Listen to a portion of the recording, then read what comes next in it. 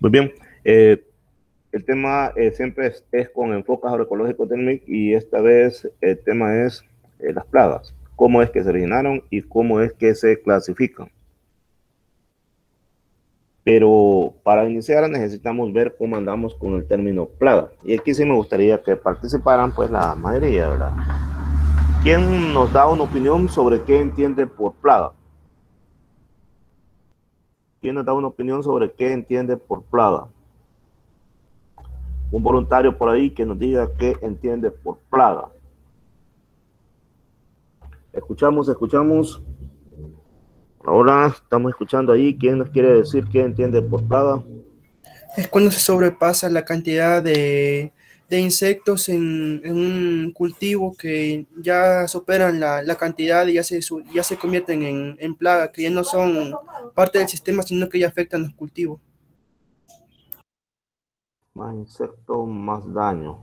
Por ahí va su idea central. Otra idea sobre qué es plagas. Otra idea sobre qué es plaga.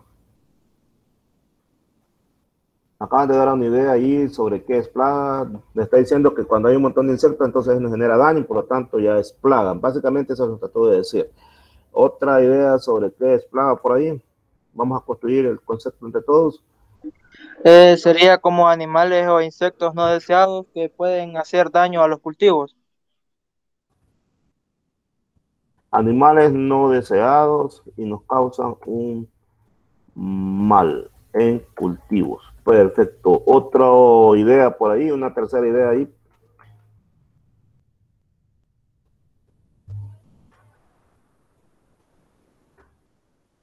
Otra idea por ahí sobre qué entienden por plaga. Podría ser, licenciado, organismos, organismos de la misma especie que a altas densidades se convierten en plaga, ¿va?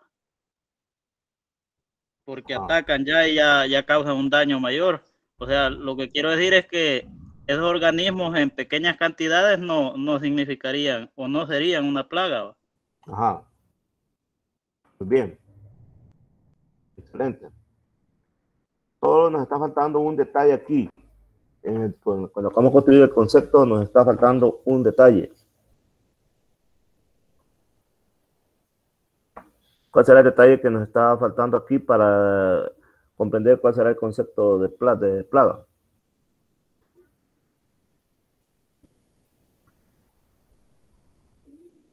A final de cuentas, las plagas ¿a qué nos llevan? Pérdida. A las pérdidas. Las pérdidas. Entonces, estamos hablando del factor dinero. El dinero, al fin de cuentas, pérdidas por dinero. Bien, analicemos esto, las ideas que ustedes dieron y tratemos de construir un solo concepto. Fíjense bien. En primer lugar, vamos a ir discutiendo sobre cada participación. La primera nos dice que fue un montón de insectos y entonces ya llega a cierto nivel que nos causan daño. En primer lugar, no solo los insectos son plagas.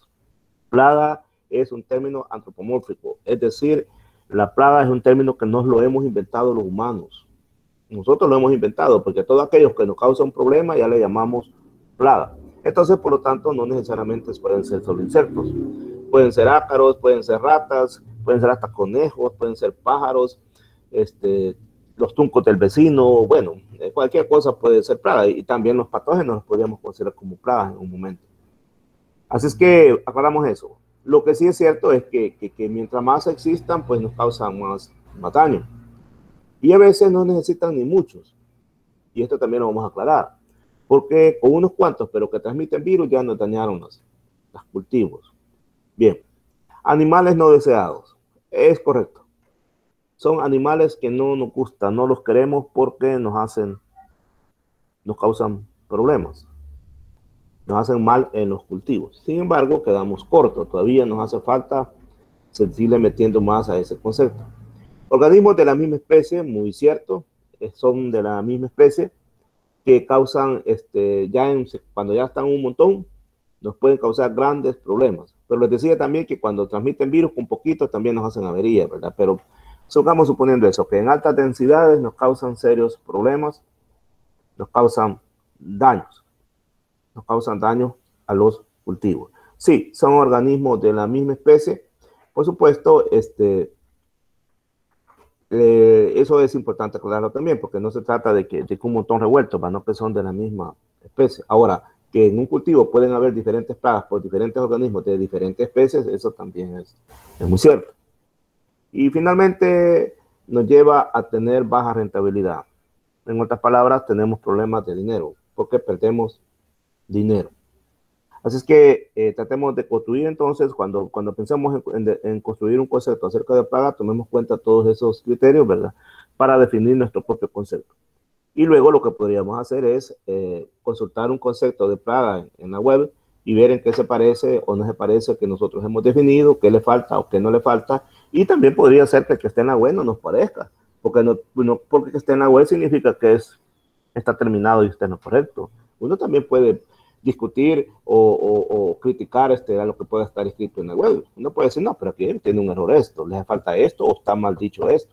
Entonces, lo importante es que me gustaría que ustedes vayan aprendiendo a hacer eso. Que no solo nos acostumbremos a bajar un concepto de la web y leerlo, hayas tú, sino que nosotros tratemos de construir el nuestro, tengamos elementos para construir nuestros conceptos, comparémoslos con lo que está en la web. Y no quiere decir que compararlo con lo que está en la web, que lo que está en la web está cierto, es cierto y lo que usted ha hecho no sirve y que nada más lo va a comparar para ver qué le faltó. No vayamos pensando así. Vayamos pensando en de que sí, lo vamos a comparar y vamos a ver qué onda, pues, porque yo voy a mantener también mis criterios. De acuerdo, vayamos aprendiendo eso para que seamos profesionales independientes y ya dejemos de ser como la clase de educación bancaria, que solo recibimos y no tampoco no nos desarrollamos nosotros mismos. Bien. Pero como siempre está la costumbre de poner conceptos, ahí les pongo y lo vamos a comparar. ¿Qué dice aquí? Cualquier especie, raza o biotipo vegetal o animal o agente patógeno dañino para las plantas o productos vegetales. ¿Qué discusiones podrían hacer ustedes a esta definición que es de la FAO, de la Organización Mundial de la Alimentación? ¿O creen ustedes que con eso basta para poder definir correctamente bien plaga o le faltará algo a su juicio?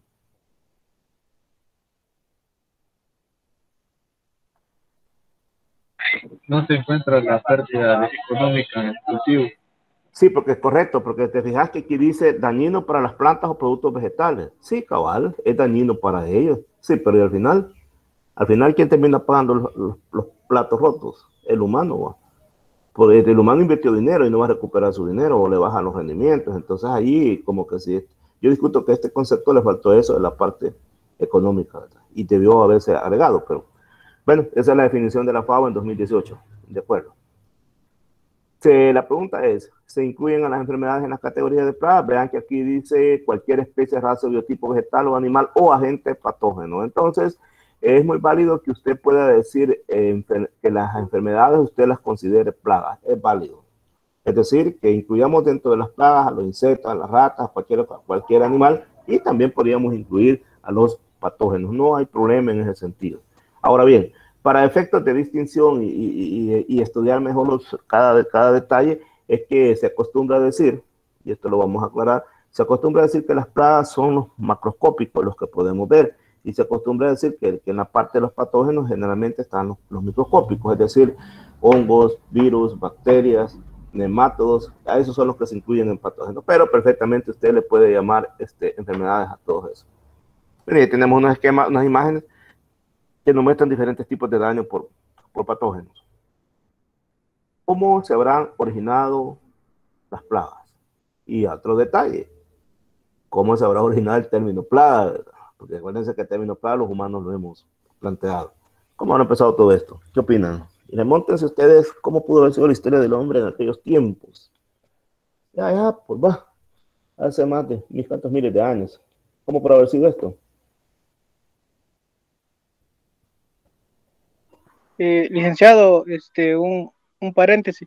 La vez pasada con el ingeniero Freddy fuimos a hacer un abono orgánico y decía de que hacía mención de que la gallina ciega en sí no era como una plaga porque era parte de cómo se degradaban la materia orgánica, porque se convertía en plaga cuando nosotros extraíamos, digamos, la materia orgánica y no le dejábamos alimento. Entonces la gallina ciega como que se veía obligada a alimentarse de raíces y es ahí cuando se convierte en plaga. Excelente. Lo que él le dijo es totalmente cierto y se extiende para todo lo que consideramos plaga. Se extiende para todos los organismos, no solamente para la gallina ciega. En efecto, así es. La gallina ciega, ella prefiere la materia orgánica, pero como la dejamos en materia orgánica, entonces se come las raíces. Ahora, lo mismo, tal vez no lo mismo, pero sí es un sinónimo entre lo que le sucede a ella y lo que le sucede a otros insectos. Imaginémonos, por ejemplo, a espodópteras que atacan el chile, por ejemplo, y el tomate, o el maíz. En una selva, en un bosque donde no había maíz sembrado, o si acaso había por ahí unas cuantas matitas dispersas como cualquier otra mata, dispersas.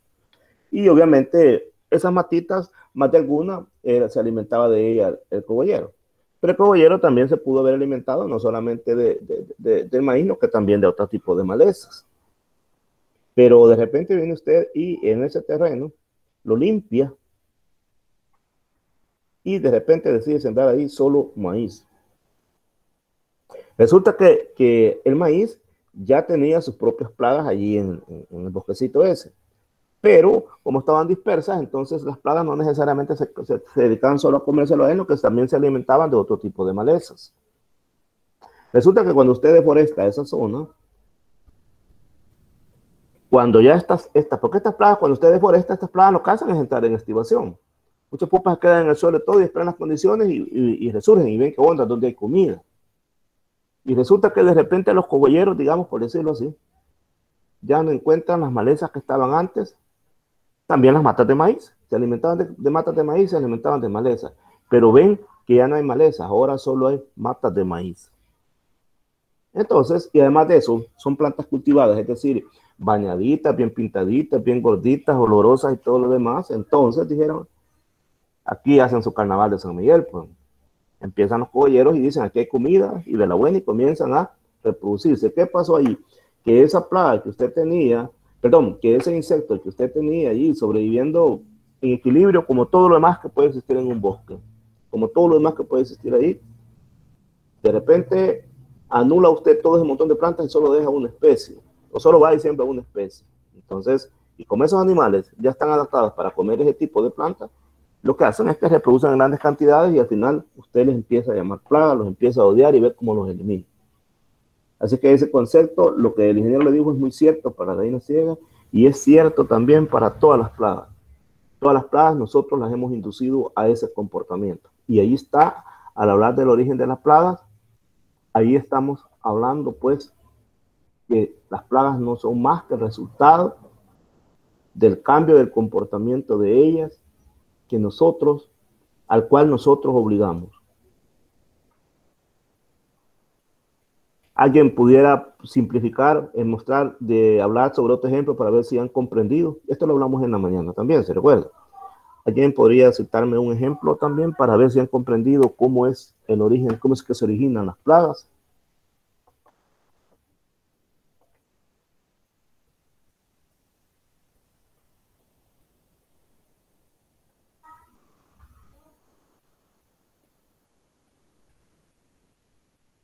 Vale, entonces voy a poner un ejemplo. Todos conocen el campo de Miramar y todos saben de que ahí hay unas zonas ligeramente boscosas. Digo ligeramente boscosas porque también hay zonas ahí donde están unos árboles, unos cuitos, pero ahí están.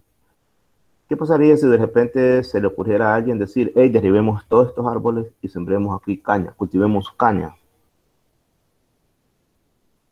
Y entonces se derriban todos los grandes árboles que están ahí y al final eso te va a quedar allí plancito, bien chivo, empiezan a arar y todo y se empiezan a cultivar ahí variedades de caña.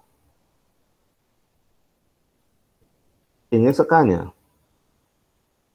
estarían las plagas tradicionales que las atacan, ¿sí o no? Pregunto. ¿Me dicen? ¿Sí o no?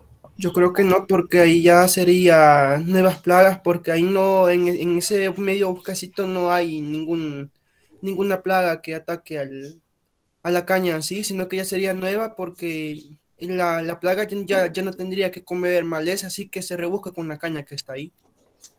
¿Otra opinión? ¿Alguien más quisiera opinar?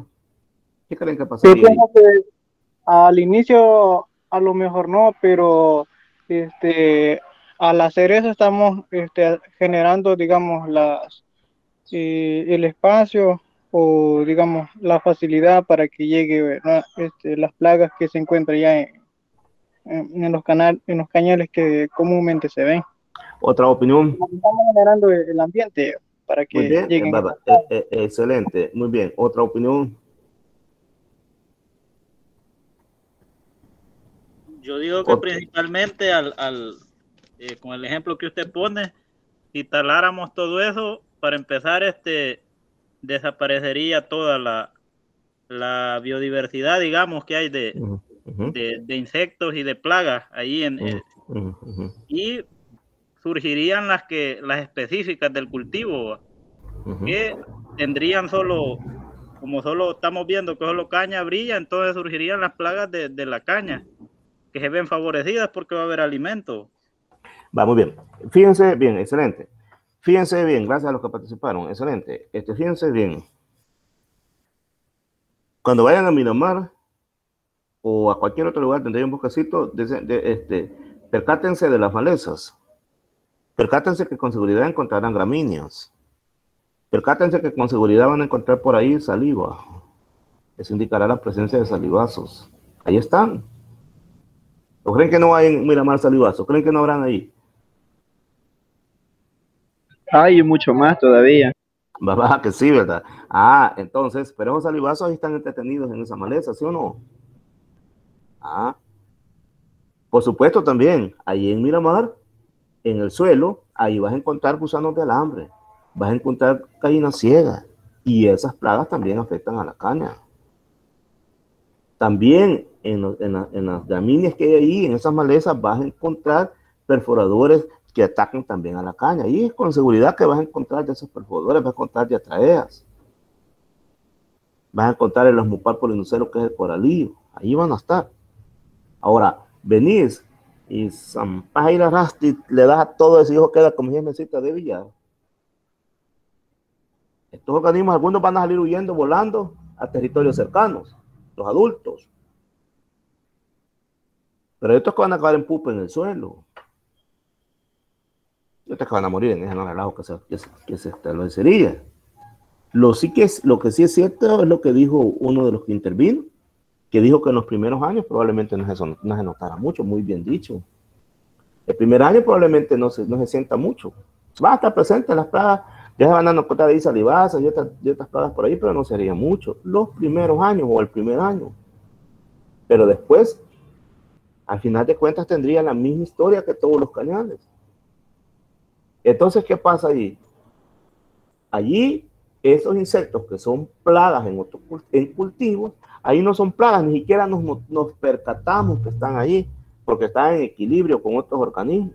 Estoy hablando de las partes boscosas, ahí andan en la maleza. Caminas y ni cuenta te das. Ahí están, tranquilos, sobreviviendo.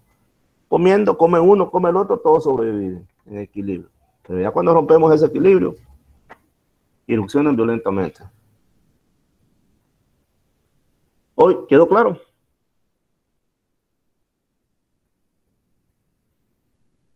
¿O todavía hay duda? Sí, quedó todo claro. Sí, todo claro. Perfecto, bueno.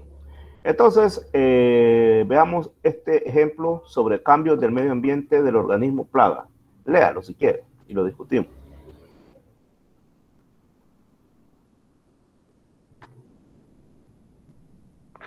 Dice, ¿lo leo? Sí, no, léelo si querés, perfecto, nos vas a ayudar. Dale. Cambios del medio ambiente del organismo plaga. Caso del escarabajo colorado de la papa. Leptinoptarsa desenlineata, que existía sobre una hierba en las zonas de las montañas rocosas. Se introdujo la papa en estas áreas y el insecto explotó su potencial biótico. Se convirtió en plaga debido al cambio de hábitat provocado por el hambre. El hombre. Por el hombre, va, gracias. Va, Esas montañas rocosas son en Estados Unidos. Allí había maleza, habían hierbas ahí establecidas y estaba la escarabajo colorado de la papa, que ni siquiera le decían escarabajo colorado de la papa, quizás ni nombre le habían puesto. Ahí andaba. Pero se metió la papa ahí. Eso implicó que se quitó toda esa maleza y en su lugar se colocó papa. Y entonces el insecto se adaptó al sabor de la papa, no había más comida como papa y le encantó la papa y entonces se convirtió en una gran plaga. ¿Por qué? Porque el hombre le cambió el hábitat. Y cuando digo que se convirtió en una gran plaga, porque Lectinotarsa empezó a emigrar y encontró otros lugares donde se sembraba papa y también, como ya iba con el hábito que le gustaba la papa, empezó a regarse por todos lados. Entonces, mire cómo los cambios del medio ambiente afectan a un organismo plaga. Bien, las plagas también pueden ser transportadas de un lugar a otro. Y eso ha sido desde tiempos. Por ejemplo, el hombre ha transportado algunos organismos desde donde son originales y ahí pues tal vez no eran gran plaga porque estaban bajo el control de enemigos naturales. Y sin embargo lo lleva a un lugar distinto. Imaginémonos los que trajeron los españoles de Europa sin darse cuenta. Tal vez en las ropas venían y ni cuenta se daban. Además en esos tiempos no se percataban en eso. Probablemente algún insecto tenía su controlador natural y no había problema, pero cuando vino aquí a América no habían enemigos naturales y entonces se soltó libremente. Ese también puede ser otro factor de origen acerca de las plagas. Nos robaron el oro y nos dejaron las plagas. Y nos dejaron enfermedades. ¿Sabías vos de que, por ejemplo, en México, uno de los factores por los cuales fueron derrotados los aztecas es porque los españoles traían el virus de la viruela y entonces ellos tenían inmunidad para eso, pero aquí no la tenían. Los inditos ahí se murieron por centenares, entonces nos trajeron un montón de enfermedades y nos trajeron esa estúpida cultura, pero eso es otro pisto. Va, sigamos entonces.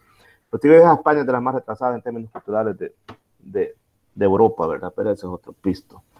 Bien, entonces nos vamos ahora a continuar hablando mejor de esto, no estamos en sociología. Bueno, también la destrucción de enemigos naturales cuando abusamos de plaguicidas.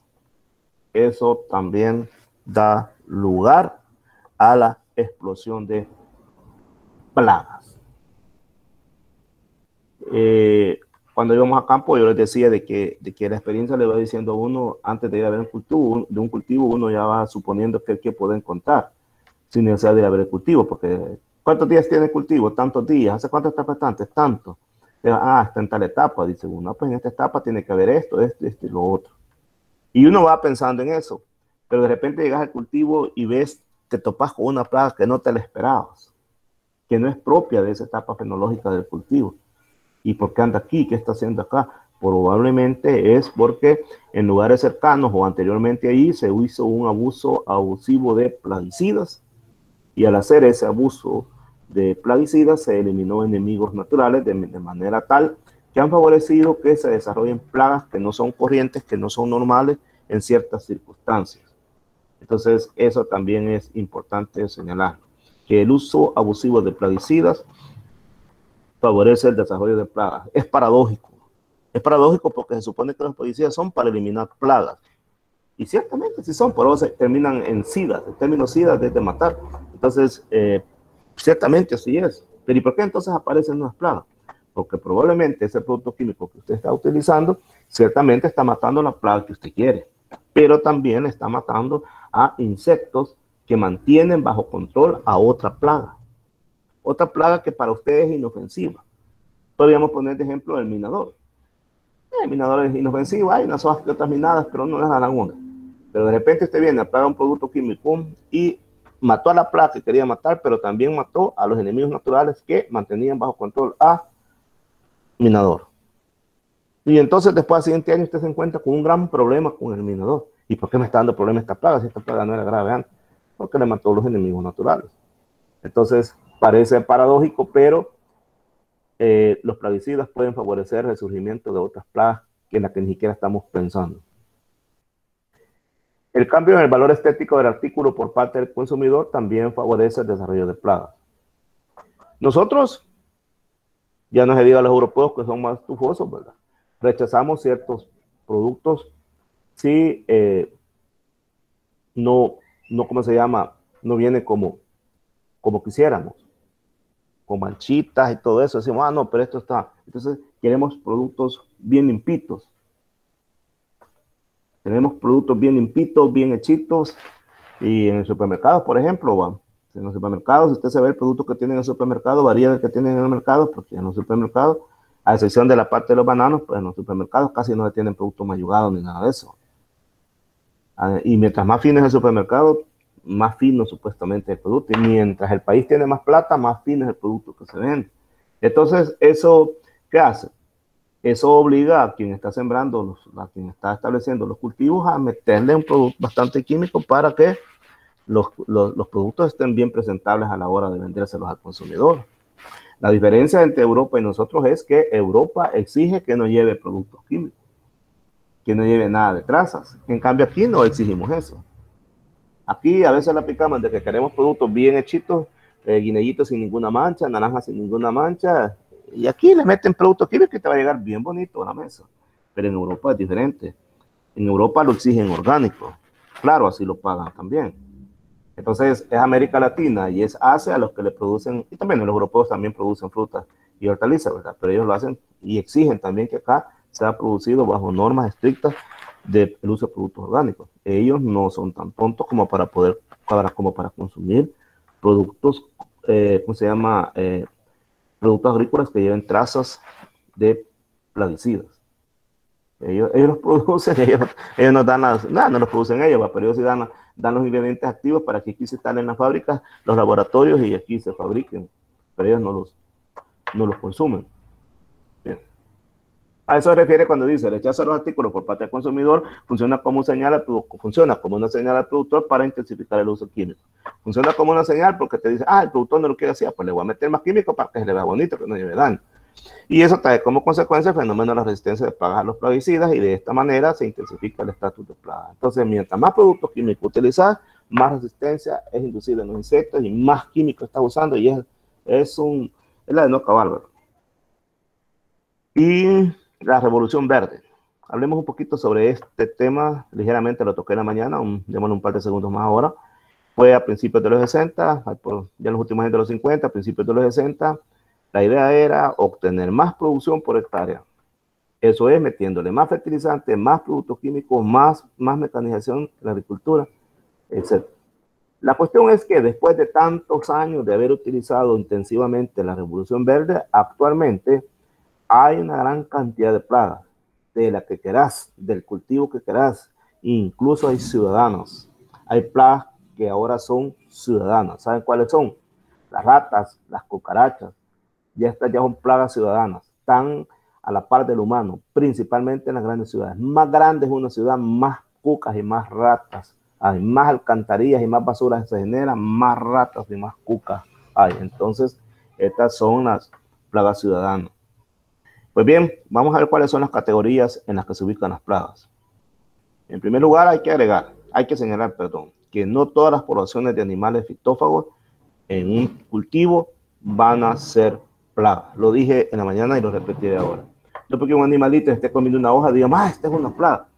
Probablemente se llena con poquito, probablemente andaba comiendo ahí en esa hoja, pero come de un montón de hojas, no solamente del cultivo que vos tenés. Entonces, no todos los animalitos que andan allí comiendo van a ser considerados plagas agrícolas.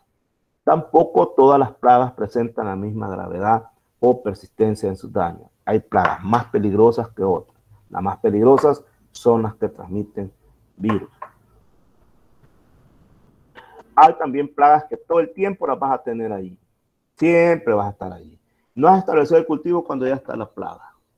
Ya sabes vos por qué iba a estar esa plaga. Pregunta, yo voy a establecer este frijol. ¿Qué plaga sé que estará en el suelo? Esperando que lo ponga la semilla y que brote la plantita. ¿Cuáles plagas serían? Puede ser frijol, puede ser tomate, puede ser chile, cualquier cultivo. ¿Cuál es la plaga que va a estar ahí ya? Sí, yo sé que iba a estar ya. La mosca blanca. No, tije del suelo. La filófaga. La gallina ciega. Muy bien, la gallina ciega o filófaga. ¿Solamente esa o habrán otras? Gusano del hambre. Los gusanos del hambre, efectivamente. Ese es un ejemplo. Usted ya sabe que iban a estar. Son plagas permanentes, plagas primarias o también las conocidas como plagas. Así se les llama también.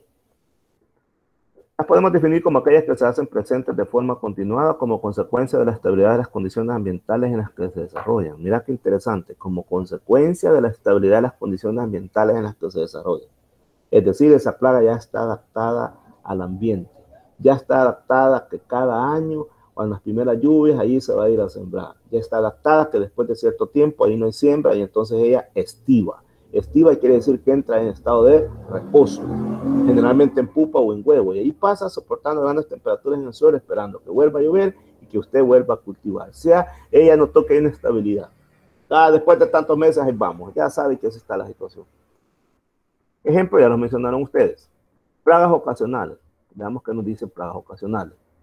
Aquellas que se presentan en cantidades perjudiciales, es decir, se vuelven primarias, se vuelven claves, pero solo en ciertas épocas del año, ya que en otros periodos carecen de importancia. Solo en una parte del año aparecen y son bien peligrosas. Y lo hacen solo en momentos muy puntuales, muy determinados. Generalmente ese aparecimiento de estas plagas tiene que ver con factores del clima, variaciones de las prácticas culturales, deficiencia temporal en la represión por enemigos naturales y otros factores. Es decir, hay algo que las motiva. Esto del clima es muy fundamental. ¿Cuál podría ser el ejemplo de una plaga ocasional? Y que se da frecuentemente en El Salvador todos los años. ¿Cuál podría ser?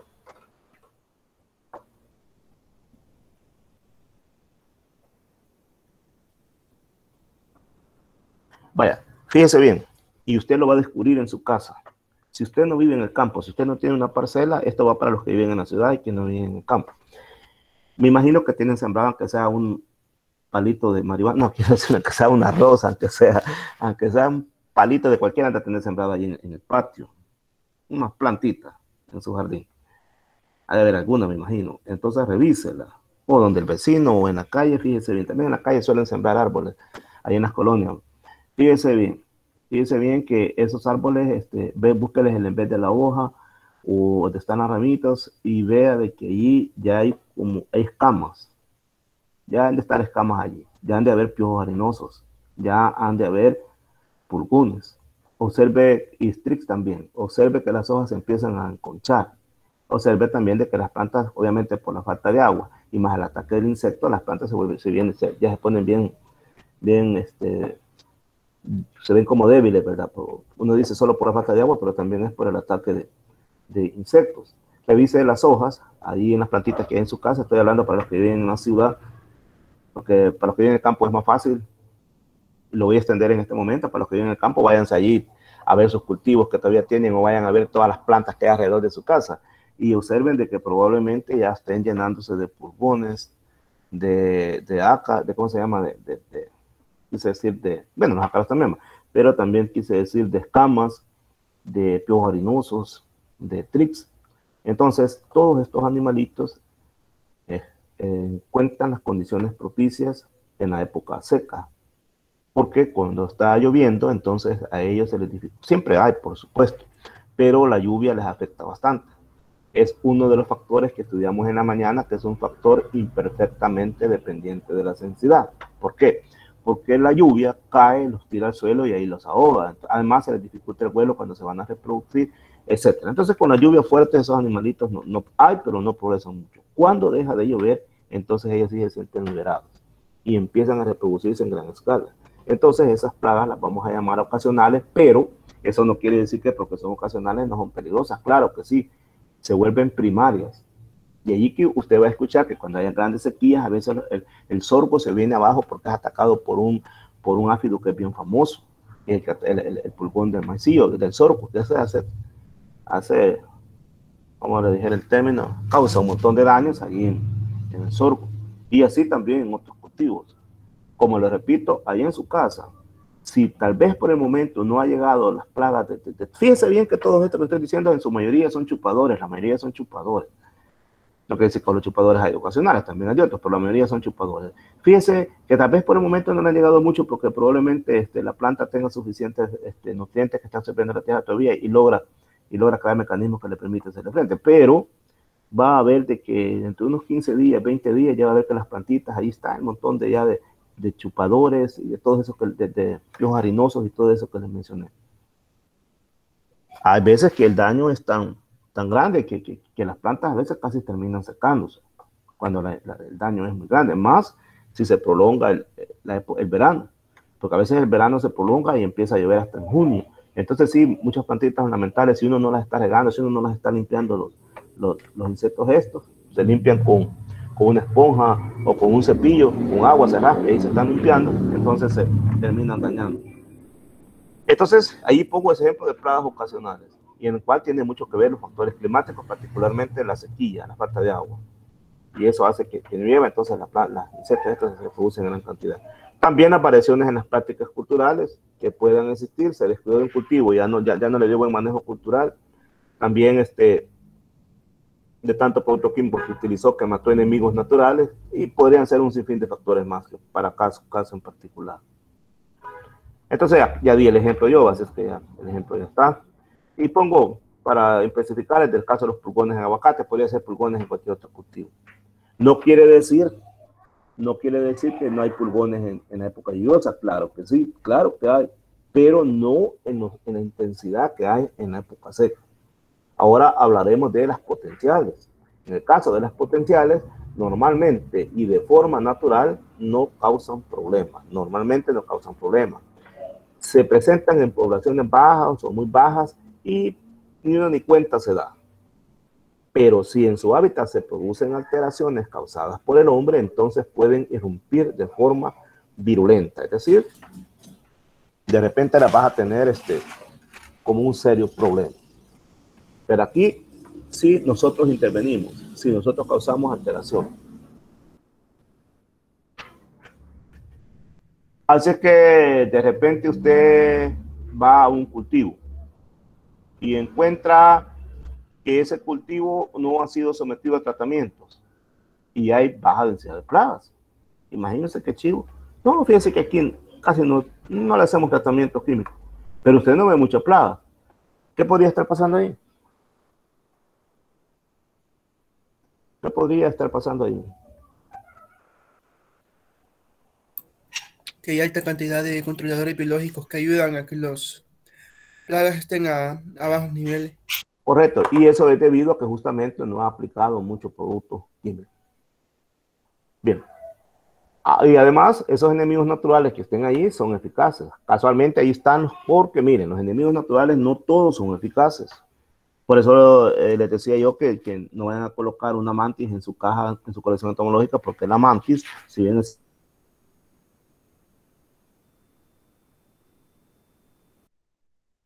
cierto que es un enemigo natural, la mantis religiosa, pero la mantis religiosa come todo. Y para que un enemigo natural sea come áfidos, y le encantan solamente los áfidos. Bueno, puede comer larvas también de otro tipo, pero preferentemente los áfidos.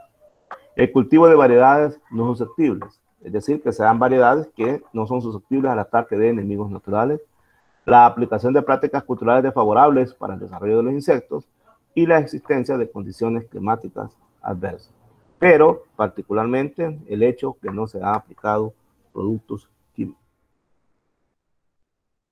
Ahora, si por alguna circunstancia desaparecieran los factores de control natural, entonces estas plagas potenciales pueden pasar a ser plagas claves u ocasionales. Y tenemos acá un ejemplo en los que las plagas aparecen con una gran intensidad si desaparecen factores de control natural.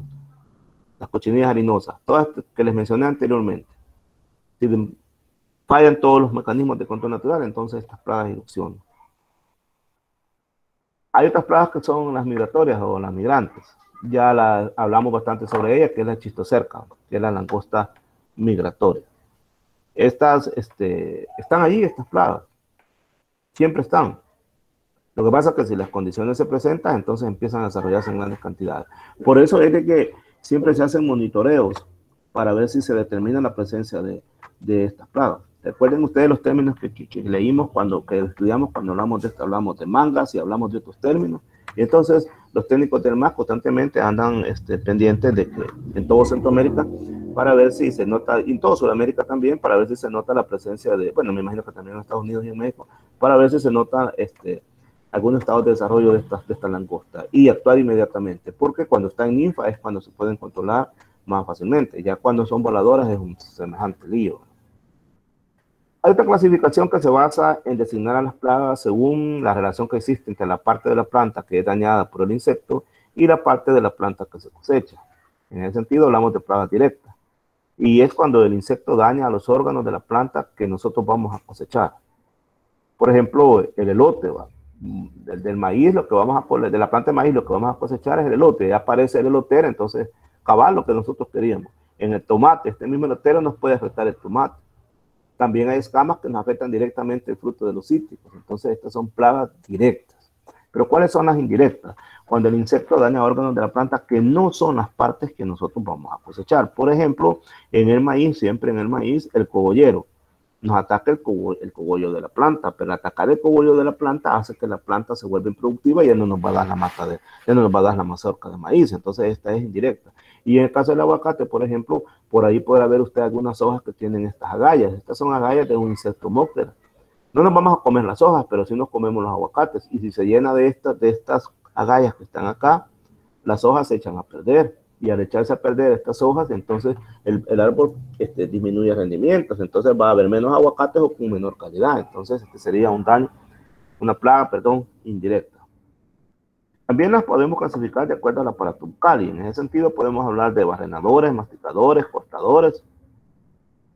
Escriba ese tipo de daños. ¿Cómo es el daño de los barrenadores? ¿Quién me dice cómo es el daño de un barrenador? ¿Cómo es el daño de un insecto barrenador? Ajá. ¿Cómo es el daño de un insecto barrenador?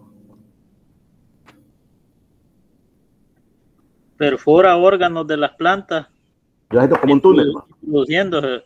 Va, correcto. ¿Y cuál es el daño de los masticadores? ¿Cómo son los masticadores?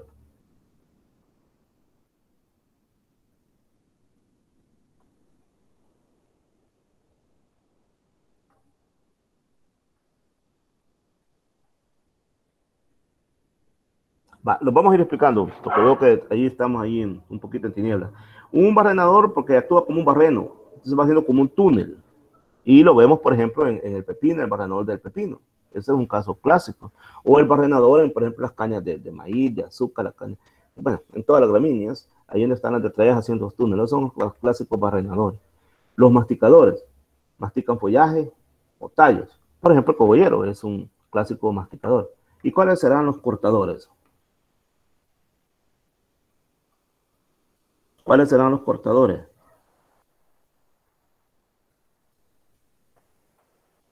Con popo. Exactamente, porque son popo, corta pedacitos de hoja, se los lleva y adentro cría los hongos. Muy bien. Y tenemos ejemplos de cosmopolitas sórdidos, lo vemos en el estado adulto, lo vemos en el estado larval, que es un tipo de insecto con aparato bucal masticador. Los crisomélidos, tanto en estado de larva como en adulto, también son masticadores. Antonomus eugeni en el Chile también. Agotis ixylon, el adulto no es plaga, pero la larva sí. Este es un cortador. Este Agotis ixylon es el famoso cortador. De repente, probablemente los que son agricultores se han dado cuenta que establecen su cultivo, ya sea de maíz, de chile, de tomate, y de repente al siguiente día van y ven las plantitas como que si les han dado con un hacha, como si les han cortado. Entonces es este jodido el que llega por allí, se come cabalito, el cuello desde que cae entre las raíces y el tallo, se come eso y se cae la plantita. Entonces como si anduviera dándole como un hacha. Este es el Agotis ixylon, este es el cortador. Para controlar a este lo que se hace es, se le pone, ya sea bastante ceniza, pero con una buena altura alrededor de cada plantita, o si quiere usar productos químicos, se le ponen granulados, por ejemplo, bolatón. Bueno, también tenemos Rapium gudumani, pero aquí está el adulto, y la larva es la que nos causa daño, por ejemplo, en las vainas del frijol.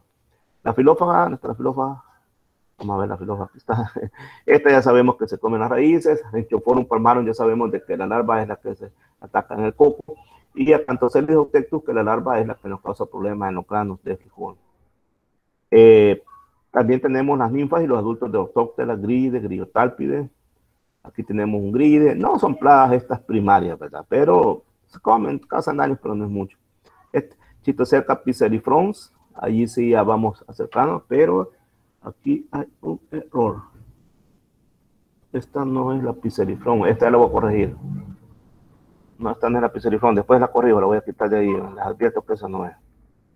Bueno, y tenemos Aqueta, que es un grillo, Y después tenemos todos los lepidópteros, ya sabemos estos que son los lepidópteros que, por ejemplo, este es de Chile, lo capturamos en el campo. Y Philonychus etl, que es el barrenador, por ejemplo, en los cítricos. El gusano, le llaman medidor, minador, quiero decir. Le llaman minador en los cítricos, Philonychus etl, porque va siendo como una mina, como un túnel de una mina. Entonces, también otro nombre de minador. Licuerpo sea en el elote, la manduca sexta en el tomate, en el chile, Moxilati pues en las gramíneas, diafania ya lo vimos en el pepino. Pero hay plagas masticadoras cuyas formas adultas son chupadoras, por ejemplo las moscas de la fruta, y el adulta es un chupador. La Toxoplana colpicauta, igual, el adulto es un chupador, mientras que las larvas son masticadoras. La liriomisa, también es un minador como el que vimos anteriormente. Ahora veamos aparatos bucales chupadores. Aquí podemos hablar propiamente chupadoras y también raspadoras. Entonces vamos a hablar de plagas con aparato bucal raspador. Aquí encontramos a los Tixanópteras, a los trix, famosos trix. Aquí podemos hablar de dos, Trictabasi y Franquiniella insularis. También hay algunas que poseen estiletes para chupar savia, estrictamente chupadores. Y aquí encontramos todas las chinches y todos los homópteros. La patas laminadas, la Ectoglossus sonatus, la Pentatomidae, la viridura, la famosa mosca blanca, el Bullus meidi que transmite virus, los pulgones. También hay algunos que no son insectos, son ácaros y por lo tanto su aparato bucal es a base de quelíceros. Son como arañitas bien chiquitas y te van dejando este tipo de daño en las hojas. Y aquí está. También tenemos los famosos ácaros. Ese es el daño de ácaro bien conocido, que la avena la tuerce en los chiles, porque en otros insectos, en otros cultivos es diferente el daño, pero en Chile así se ve el daño. Como las plagas tienen que ver con economía, entonces vamos a hablar sobre la incidencia de aspectos económicos en la clasificación de las plagas. Y entonces vamos a definir un término que se llama PEG, que significa punto o posición de equilibrio general. Debido a la heterogeneidad del medio, las poblaciones de las especies plagas, como de todos los otros organismos, están fluctuando en el tiempo. Esas poblaciones no se mantienen igual, permanentes, en lo que suben y bajan. Entonces, el nivel promedio de estas fluctuaciones es el PEG, o sea, el punto o posición de equilibrio general. El PEG es un nivel natural. Existe naturalmente, pero existen otros dos niveles que están basados totalmente en factores económicos. Es decir, con base a este PEG se han diseñado otros factores que son exclusivamente económicos y de los que hablamos en la mañana, que es el umbral económico y que lo podríamos definir con un nuevo concepto. Se trata del máximo nivel poblacional tolerable sin que ocasione daño económico. Es decir, nivel poblacional al cual uno debe aplicar un método de control para evitar que llegue al NDE. ¿Y qué dijimos del NDE? Vamos a ver el concepto que estudiaremos en la tarde. Es la mínima densidad poblacional que sí ocasiona daño económico, lo cual es la pérdida monetaria que justifica el empleo del método de control. Es decir, antes de llegar al daño económico, es necesario aplicar un método de control, porque si no, ya es por gusto. Así que en esta gráfica vamos a encontrar el PEG, que es el punto de equilibrio general, que sería este, y entonces después vamos a encontrar el límite superior y el límite inferior de este PEG. Y arriba del límite superior encontramos el umbral económico, que es hasta el punto máximo donde debemos actuar. Bueno, la verdad que hay un pequeño aquí espacio donde todavía podríamos tomar medidas. Pero una vez lleguemos al NDE, ya es por gusto actuar. Entonces, con base a la relación que hay entre PG y UE, las plagas las podemos dividir entre grupos. Una plaga potencial, en este caso, el UE, o sea, el umbral económico, está muy por arriba del PG y la especie está normalmente bajo el control natural. Mire qué interesante. En este caso, el UE está muy por arriba del PG y la especie está normalmente bajo el control natural. El UE está bien arriba del PEG, entonces está bajo control natural. Significa entonces que si alteramos ese control natural, la plaga se dispara. Ahora, la plaga ocasional, ¿cómo la definimos con estos términos? En este caso, el UE está por arriba del PEG, pero debido a la actividad humana. Y en algunas ocasiones o lugares, el PEG sobrepasa el UE. Entonces quiere decir que en las potenciales, el PG puede sobrepasar el UE, dependiendo del manejo que se le dé a la plaga. La plaga clave, en este caso, el UE está inmediatamente por arriba del PG, casi a la par. Y frecuentemente el PG sobrepasa el UE. Así que esta gráfica, que por cierto está algo borroñosa. Podemos ver aquí en rosado una plaga clave. Luego vemos el umbral de daño, en este caso de una plaga ocasional, de una plaga potencial. Y en este caso la plaga clave, entonces la población de estos individuos reduce el rendimiento. Y en este caso de las plagas ocasionales y plagas potenciales no reduce el rendimiento. Sin embargo, si esta plaga potencial sucumbe el umbral económico o el umbral de daño, es decir, pasa este umbral, entonces se convierte en plaga clave. Igual la plaga potencial puede llegar a convertirse en plaga clave. En este momento, si se mantienen abajo del umbral de daño, no están reduciendo el rendimiento. Si ya llegaron a nivel de plaga clave, entonces sí reducen el rendimiento.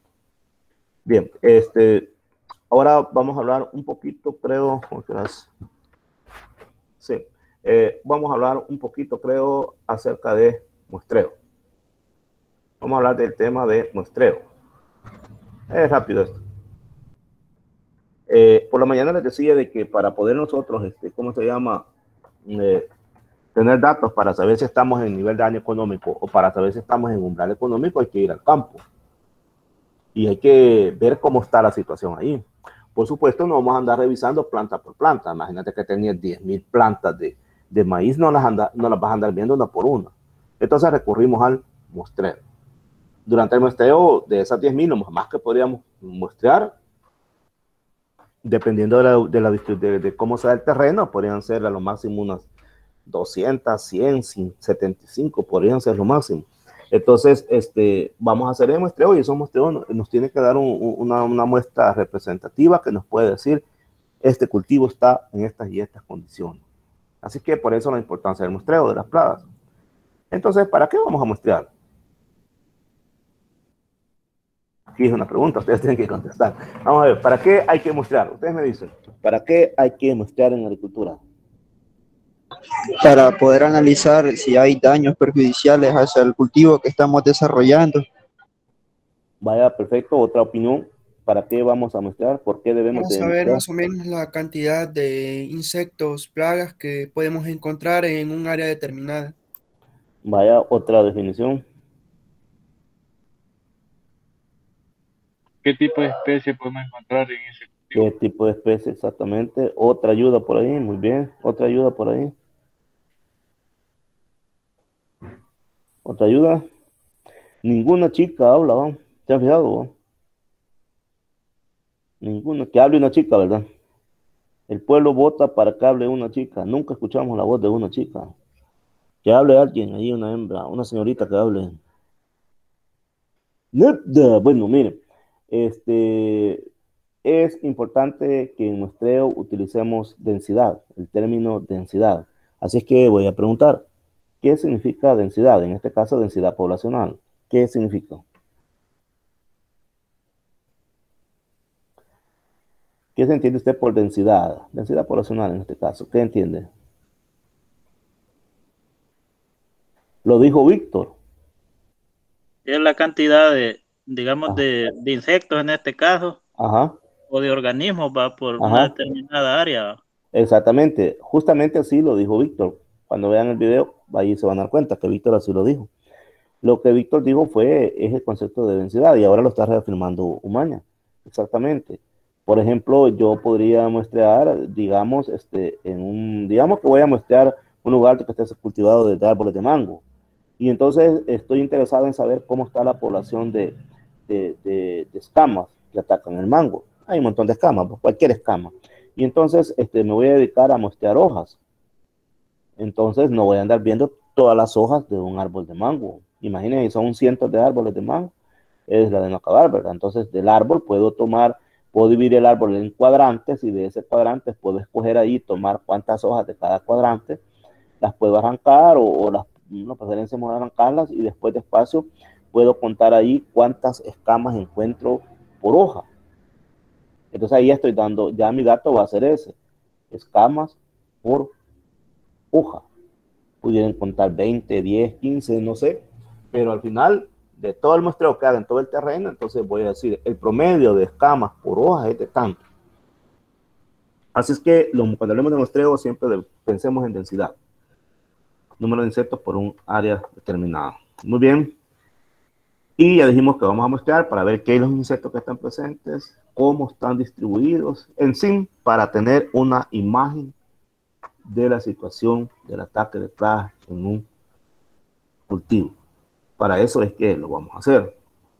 Así que en la reunión, en esta sesión, quise decir que tenemos en este momento, lo que nos vamos a dedicar es a analizar los aspectos más relevantes que hay que tener en cuenta a la hora de tratar de obtener una muestra a partir de una población. Entonces, este tema lo he diseñado de manera tal que no se nos vaya a olvidar tan fácilmente, porque resulta de que cada vez es más frecuente que las agencias de extensión agropecuaria, las ONG y todos aquellos que trabajan con la parte agrícola, hagan muestreos. Y entonces, me gustaría que a partir, al menos teóricamente, usted lleve la idea de lo que es un muestreo. Digo teóricamente porque no hemos hecho una práctica, pero esa práctica usted la puede hacer. Si, por ejemplo, si usted tiene terrenos en su casa cultivados, bueno, que ya estamos en época seca, es difícil, pero cuando vuelva a tener terrenos cultivados, a menos que usted tenga un sistema de riego, pero igual, puede hacer usted un muestreo en su casa, con su jardín. Puede hacer un muestreo también usted en el mismo terreno, en el campo donde viva, escoja una planta en particular que por ahí y diga, la voy a mostrar. Entonces, y ahí ejercita usted cómo hacer un muestreo. Es bueno hacerlo porque, imagínese, el día de mañana usted va a trabajar a una agencia de extensión, ya sea ONG o pública, y entonces le diga, mire, diseñeme un esquema de muestreo. Entonces usted dice, ¿y eso qué es? Entonces, para que tenga bien claro esto, es muy importante entonces que valoremos bien este tema.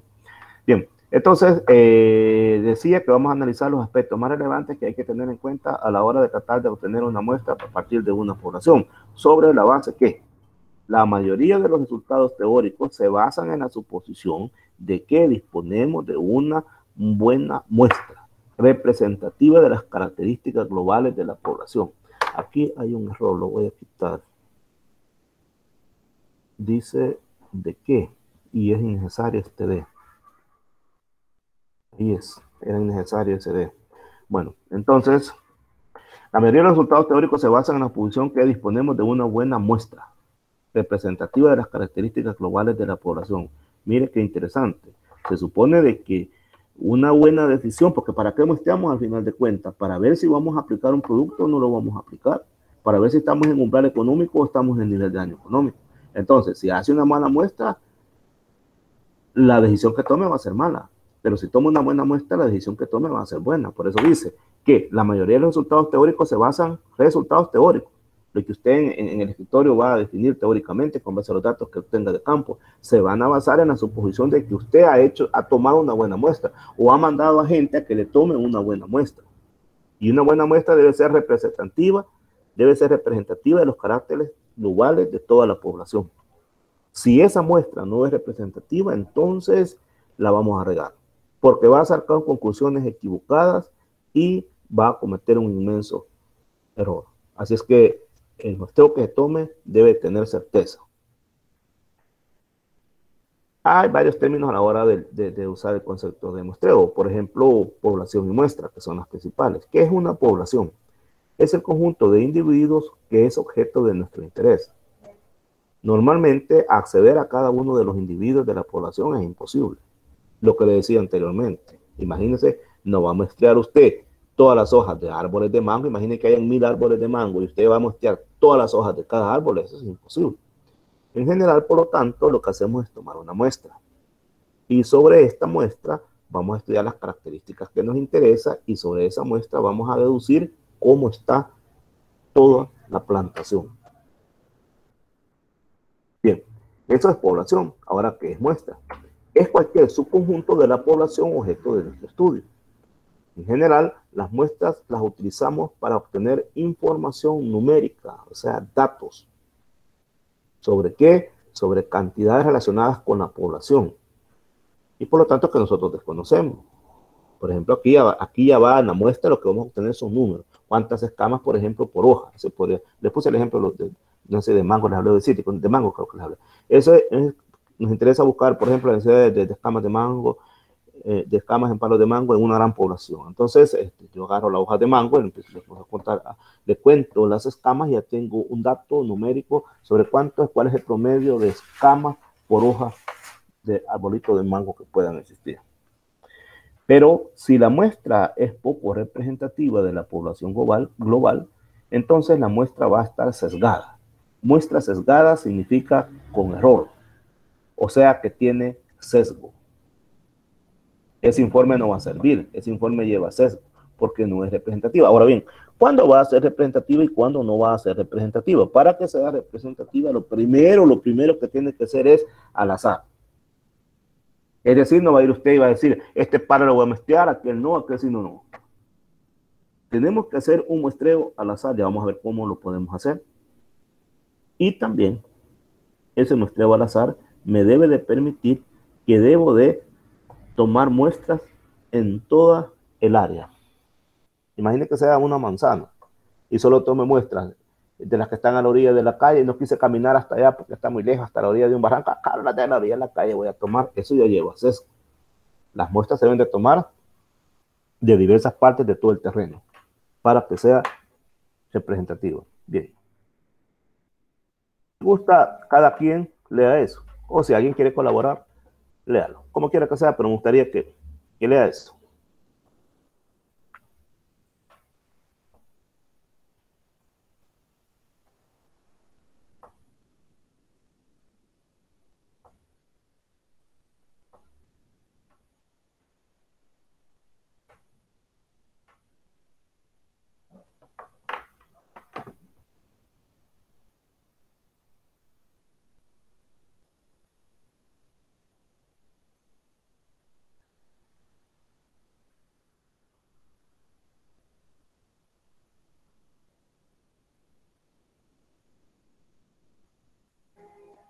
Bien, me imagino que lo está leyendo en este momento.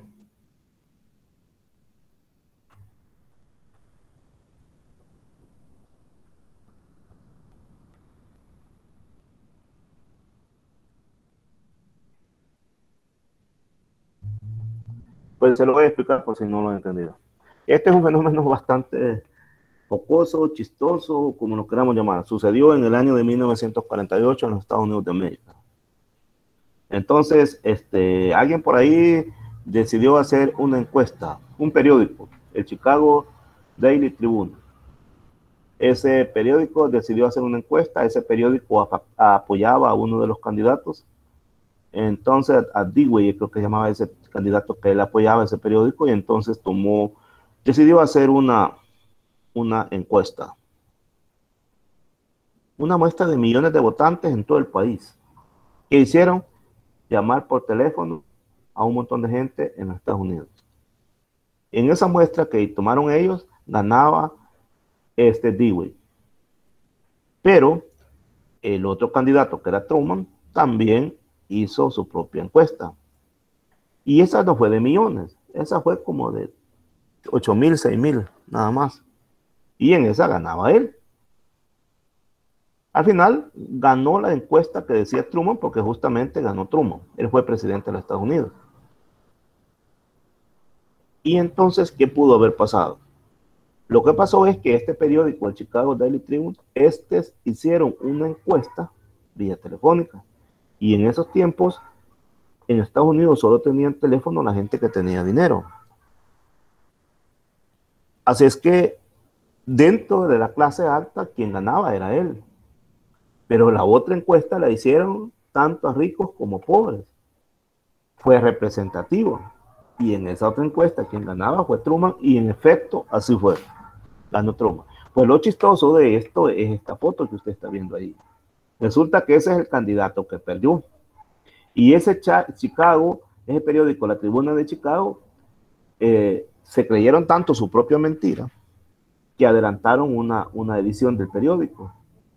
Y ahí dice que D-Wade derrota a Trump. Ellos se basaron en su encuesta. No esperaron ni siquiera los resultados de los electorales del conteo de votos. Simplemente dijeron, no, hombre, si mira, aquí por millones, aquí ganas vos, ya estuvo, ya ganaste. Y sacaron esa edición adelantada. Antes le llamaban extras. Cuando salía la edición adelantada en periódico, sacaron esa extra. Y ahí está el señor mostrando contento que ya había ganado. Pero en realidad el que ganó fue otro. ¿Qué pasó allí? Hubo un sesgo. ¿Cuál fue el sesgo? Que la muestra no fue representativa. ¿Por qué no lo fue? Porque solo entrevistaron a un sector de la población. En cambio, la otra, la que se acertó, fue representativa. Porque en la otra revolvieron a todos, a ricos y a pobres, con o sin teléfono, a todos los revolvieron. Y de ahí sí, esa muestra fue representativa y por tanto fue la que acertó. Bien, entonces por eso dice errores que hay que evitar. ¿Y por qué traigo acá este ejemplo? Porque igual sucede en el campo. Si en el campo usted va y muestrea solo en un lugar y no muestrea toda la finca, entonces va a tener datos equivocados. Si por ejemplo a usted le dicen, mire, o a usted se le ocurre muestrear un árbol de mango y solo muestrea de un lado, también va a obtener datos erróneos. Debe muestrearlo todo. No quiere decir, les repito, que va a mostrar todas las hojas de ninguna manera. Busque puntos de muestreo y entonces, pero que estén distribuidos alrededor de todo el árbol, por ejemplo, por decir un árbol. Así que, ¿cómo definimos el término muestreo? Como la técnica empleada en el análisis parcial de un grupo de casos o eventos a efecto de obtener cierta probabilidad. Véalo bien. Cierta probabilidad o certidumbre en relación a las características del universo analizado. Cierta probabilidad o certidumbre, no quiere decir, no dice aquí certeza, porque nunca los resultados de un muestreo le van a decir así es, exactamente así es.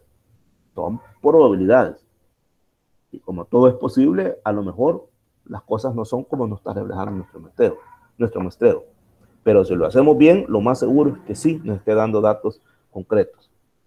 ¿Para qué sirve? Básicamente es para determinar qué parte de una realidad en estudio, la población o el universo, debe examinarse con la finalidad de hacer inferencias sobre dicha población. Para ello tenemos que hablar de varios conceptos al momento de seleccionar una muestra. Como la muestra debe ser estrictamente seleccionada, primero vamos a tener que determinar qué es una unidad elemental. Y esos son los entes que constituyen la población de los que se va a obtener la información inicial. En tanto que la muestra es el grupo de unidades de muestreo seleccionadas de la población a estudiar, sobre las que se va a realizar toda la investigación propuesta. Hay ciertos principios básicos que debemos de tomar en cuenta. En primer lugar, las características de la población tienen que ser, óigalo bien, adecuadamente representadas en la muestra. Las características de la población. Cuando se trata de humanos es más fácil de explicar, así que se lo voy a explicar primero en el caso de humanos. Por ejemplo, si usted va a hacer una encuesta para ver qué partido político va a ganar en las elecciones, usted tiene que muestrear a gente que vive en el campo, gente que vive en la ciudad, gente que vive en colonias de bien, gente que vive en colonias a la orilla de los barrancos, porque tiene que ser representada adecuadamente la población. Es decir, usted en los datos que tenga ahí tiene que venir revuelto todo lo que representa a la población. Ahora, en un cultivo, usted tiene que saber mostrar todo. Si el cultivo tiene, por ejemplo, 100 surcos, cada surco debe estar representado en los datos que usted haya obtenido. No debe dejar surcos sin haber muestreado. Entonces, debe tener usted una población bien representada. Por otra parte, el muestreo nos va a dar una seguridad, no nos va a dar una seguridad absoluta sobre la situación de la población de la cual se toma la muestra. Tampoco el muestreo le va a decir, sí, miraste cabalito, así está el cultivo. No, nos va a acercar a una realidad, no nos va a dar una seguridad absoluta. Pero es posible obtener una información fidedigna si se basa en buenos métodos de muestreo. Es posible que si usted es bien meticuloso a la hora de realizar su muestreo, los datos que obtenga probablemente le estén diciendo que más o menos así está la plaga en un cultivo. ¿Cuáles son los pasos que debemos de tomar en cuenta al momento de realizar un muestreo? El número 1 es definir el tema de estudio, establecer objetivos y determinar la población objetivo. Bueno, ¿a qué se refiere esto? Vaya, tal vez no tan así, tan tan estricto como está ahí, va a definir el tema de estudio, establecer objetivos y determinar población objetivo. Porque a veces el muestreo se nos ocurre de repente y no vamos a ver ahí, andar en el campo definiendo, miren, cuál es mi tema de estudio, cuál es mi objetivo y cuál es. Pero en el fondo sí, fíjense, en el fondo los tenemos planteados, lo que pasa es que no bien determinados. Cuando íbamos a campo, por ejemplo, y decidimos hacer muestreos en el suelo, allí el tema de estudio pudo haber sido reconocimiento de plagas presentes en el suelo. ¿Cuál pudo haber sido ahí su objetivo? Identificar qué especies están presentes, rizófagas están presentes en el suelo donde se va a establecer el cultivo. Y también determinar cuáles son las primarias, las secundarias, las plagas primarias, las secundarias que están presentes en ese suelo. Así que sin querer uno cuando va a hacer un muestreo, lo que pasa es que uno no se detiene a ver cuál sería el tema aquí, cuál sería mi objetivo y en este momento cuál serían otras cosas. Pero siempre uno lo hace sin darse cuenta de eso. Plantea un tema, tu mente plantea tu tema y tu mente plantea el objetivo antes de hacer un muestreo. Es decir, nada se hace a la loca. Luego, definir el diseño del muestreo y la aleatorización. Eso es bien importante. Usted ya tiene bien definido que va a ir a... Yo tengo definido, por ejemplo, que me interesa ir a ver allí en un cultivo de papaya, por ejemplo, me interesa ir a ver allí cómo está la población de moscas de la fruta, de las toxotripanas. Entonces, mi tema ahí podría ser, bueno, ir a identificar a ver cómo está el ambiente ahí con la mosca de la papaya. ¿Cuáles son mis objetivos? Pues ver si la incidencia es grande o es pequeña, etc. Entonces, para ello, voy a definir el diseño del muestreo. Imaginémonos las matas de papaya que están ahí en el campo. Son poquitas, pero no quiere decir que por eso debería de mostrar todas. Voy a mostrar unas cuantas de esas. Entonces, voy a definir un diseño de muestreo y que me permita aleatorizar. Más adelante podemos ver qué se puede hacer para hacer un diseño de muestreo y para aleatorizar. Porque antes de entrar al terreno, vos podías dibujar ahí rápido en una paginita, dibujas mi diseño de muestreo va a ser este y voy a mostrar en estos puntos. Ya vamos a ver más adelante cómo se hace eso. Y luego, es bien importante, seleccionar el tamaño de las muestras, lo cual quiere decir cuántas muestras voy a tomar. Esto es muy importante. Los estudiantes siempre preguntan, mire, ¿cuántas muestras tomo? Ah, le dice a alguien, 3 tomás, 4 tomás. Eso es incorrecto si esa es la muestra definitiva, pero sí es correcto cuando vamos a alimentar una ecuación que está aquí, vamos a alimentar una fórmula que está aquí. Es decir, para seleccionar el tamaño de la muestra, primero vamos a desarrollar esta fórmula.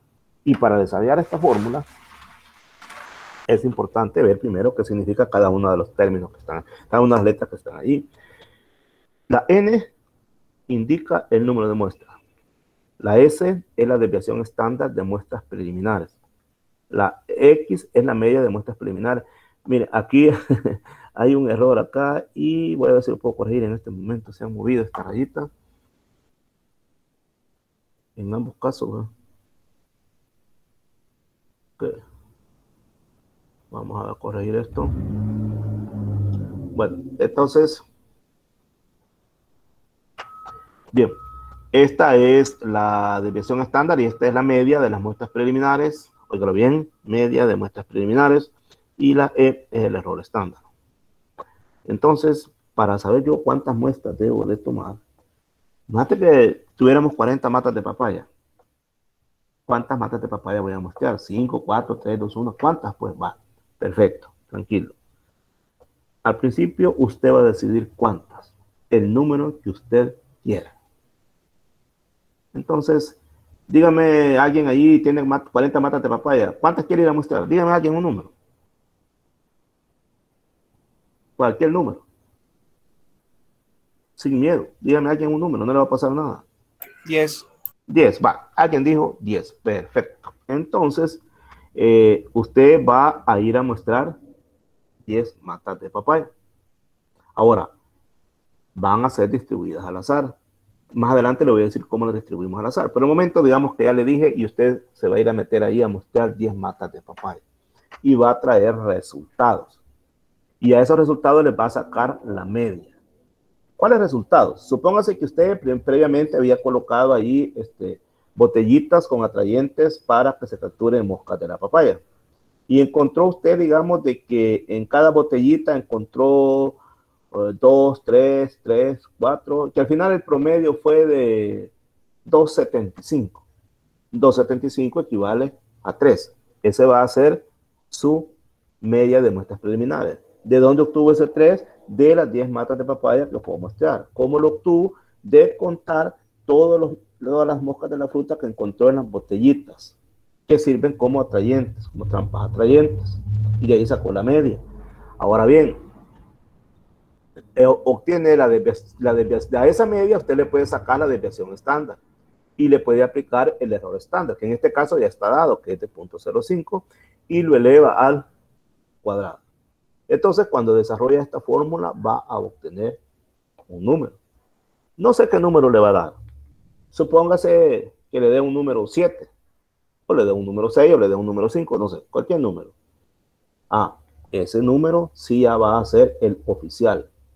El oficial con el que usted va a desarrollar su muestreo. Ahora sí, usted ya va a entrar al campo y ya toma esos datos de ese número de muestras. Pero previamente usted tomó muestras preliminares. ¿Se entiende esto? Dígame por favor si se entiende eso. ¿Se entiende eso? Licenciado, escuché cuando dijo pruebas preliminares. Pues perfecto. Vale. Las pruebas preliminares lo que consiste es de que, bueno, fíjate bien, estamos seleccionando el tamaño de la muestra. Eso quiere decir cuántas muestras debo tomar. Estoy poniendo el ejemplo de un lugar que esté cultivado de matas de papaya. Digamos que hay 40 matas de papaya. Entonces no las vas a ir a mostrar las 40. Puedes mostrar nada más unas pocas. ¿Cuántas? Eso es lo que vamos a determinar, cuántas. Pero aquí es donde les pedí que me dijeran un número. Que me dijeras, porque tenés que ir a hacer un muestreo preliminar. Preliminar significa que no es el definitivo. Entonces, alguien dijo por ahí 10. Perfecto. Entonces anda y muestrea 10 matas de papaya. ¿Cómo las vas a muestrear? Bueno, a esas matas de papaya les vas a poner unas botellas con melaza para que atraigan las moscas de la fruta. Después, al correr de los días, las vas a revisar, las moves esas botellas, las llevas a algún lugar, a una mesa y empezás a contar cuántas cayeron en cada botella. Supónete que al final el promedio de moscas que te cayeron fue de 2,75 o 2,80 o 2,60. Eso equivale a 3. Pudo haber sido 4,60, 4,80, equivaldría a 5 y etcétera. Pero dijimos que el equivalente sería a 3, digamos.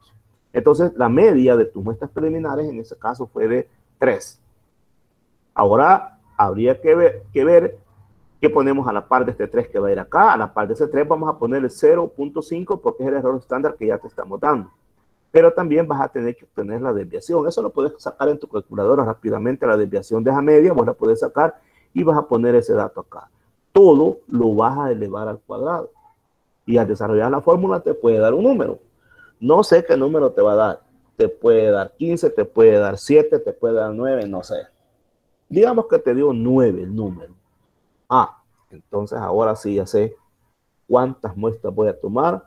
Voy a tomar 9. 9 muestras. Pudieron ser 8, pudieron ser 7. Habría que desarrollar la fórmula. Yo tentativamente estoy diciendo 9. No es que 9 dé resultado. Debo aclarar eso. No quiere decir que 9 te va a dar cuando desarrollar la fórmula te va a dar 9. No, lo estoy diciendo por inventar un número. Pudieron ser 10, pudieron ser... digamos 9, pues digamos 11. Entonces, te resultó que vas a ir a muestrear 11. Ahora sí, vos vas y tomás el muestreo de 11 plantas al azar. Ya vamos a ver cómo lo hacemos al azar. Y en tu información vas a decir, bueno, fíjese que el resultado del muestreo me dio esto y esto. Y entonces te van a preguntar a alguien allí, mire, ingeniero, te van a decir, ¿y usted por qué fue a muestrear 11 plantas? Usted entonces le va a decir, fui a muestrear 11 plantas porque previamente desarrollé un muestreo preliminar. Con esos datos alimenté esta fórmula y de esta fórmula me salió ese número. ¿Qué es lo que trato de decir esto? Que el número de muestras a tomar no se toma de la manga, se saca de la manga de la camisa. No va a decir uno, ¿cuántas muestras tomas? 7, toma 8, y te venís y damos los datos y eso es todo. No, hay que alimentar esta fórmula. Y para alimentar esta fórmula, primero hay que hacer un muestreo preliminar. ¿Te quedó claro, chamaco? ¿O todavía necesitas que te aclare? Si necesitas que te aclare, no te cheques, te puedo explicar las veces que quieras. ¿Te quedó claro, viejo? Sí. ¿Y a los demás? No, yo me quedé en el número total que le dio 11. Ah, vaya, mira, viejo. Ese número me lo estoy inventando, loco. No es que te vaya a dar ese número 11. Te lo voy a explicar de nuevo, va, tranquilo, va. Vamos de nuevo. Mira, loco.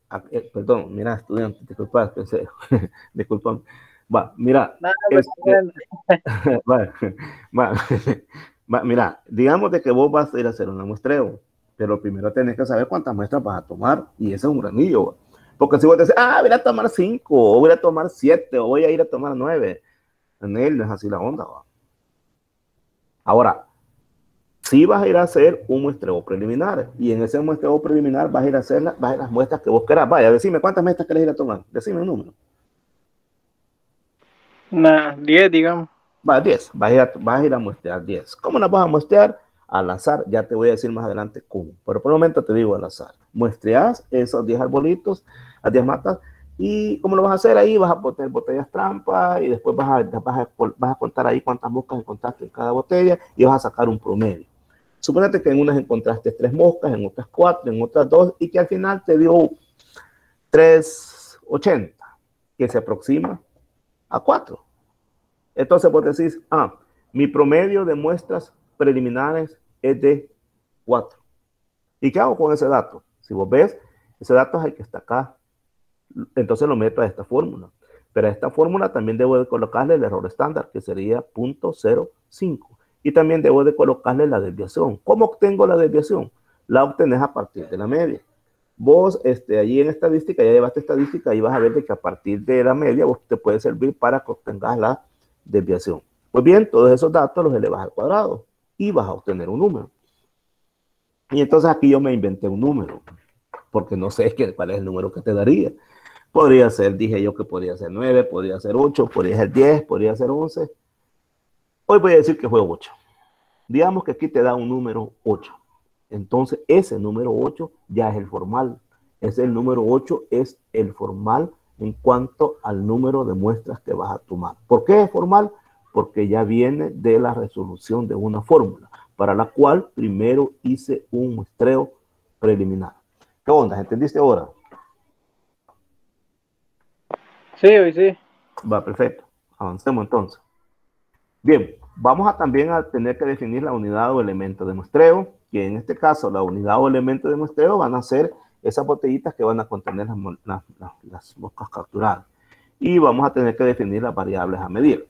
En este caso, las variables a medir, por ejemplo, si se trata de hojas dañadas, frutos dañados, pero en este caso sería insectos capturados. Es importante, y aquí lo pongo hasta con otro tipo de letra y con otro color, para resaltar que es importante realizar la prueba piloto. ¿Cuál es la prueba piloto? Las medidas de muestras preliminares. Entonces quiere decir que para que vos determines cuántas muestras voy a tomar, primero tenés que hacer una prueba piloto, es decir, un muestreo preliminar, para alimentar la fórmula que te mencioné ahí. ¿Cuáles son los criterios para seleccionar la unidad de muestreo? Primero, todas las unidades deben tener igual oportunidad de selección. De esas 40 matas de papaya que estamos diciendo que queremos muestrear, cada una de ellas debe tener igual oportunidad de ser seleccionada. No que, estas que están aquí no las muestreo, ni las que están allá no. Todas tienen que tener igual oportunidad de ser seleccionadas. Eso evita caer en sesgo. Eso nos llama a no sesgo, porque si caemos en sesgo, entonces no sirve eso. Punto 2, la unidad debe ser estable o que sus cambios puedan ser fácil y continuamente medidos. Por ejemplo, los números de rebrotes en un campo de cereales. ¿Qué es lo que quiere decir con esto? Que a veces nosotros muestreamos un tipo de unidad y después queremos muestrear otro tipo de unidad. No, debemos de estar muestreando siempre el mismo tipo de unidad. Por ejemplo, si empecé muestreando hojas y después quiero hacer otro muestreo nuevamente, también me voy a dirigir a muestrear hojas. No es que hoy voy a muestrear hojas y mañana voy a muestrear flores. Entonces estaría combinando allí datos de presencia en flores y presencia en hojas. Esa información es muy diferente una de la otra. Debe de ser estable. Ahora, considerando la unidad de muestreo como un hábitat, la proporción de la población insectil en ella debe permanecer constante. Por ejemplo, si un insecto prefiere la parte superior de una planta, raras veces se considerará en los estratos inferiores. Entonces, nosotros debemos saber dónde muestrear, dónde encontrar. Por ejemplo, en el caso de si queremos encontrar daños por diafania, ya sabemos que nos vamos a ir exclusivamente a los ovarios que han sido perforados. Diafania en pepino. Por supuesto, ahí pasa otro detalle, que cuando un cultivo lo dejamos al olvido allí y se nos llena de diafania, la diafania empieza a atacar ya no solamente ¿cómo se llaman? Los ovarios, los frutos, sino que también comienza a devorar las hojas. Y eso se vio hoy que estuvimos allá en Miramar. Lo estuvimos viendo que también ya lo encontramos en el follaje.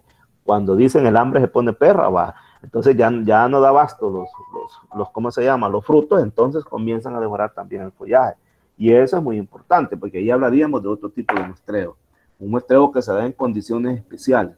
En este caso sería porque se disparó tanto la plaga que ahora está atacando órganos que no le son los normales, sino que ya cuando hay demasiada población empieza a atacar otros órganos de la planta. Eso es que también hay que tenerlo cuidado al momento de hacer un muestreo. La unidad de muestreo debe permitir por sí misma estimar la población absoluta. Por ejemplo, determinada área foliar nos debe de hablar sobre el área foliar total de la planta.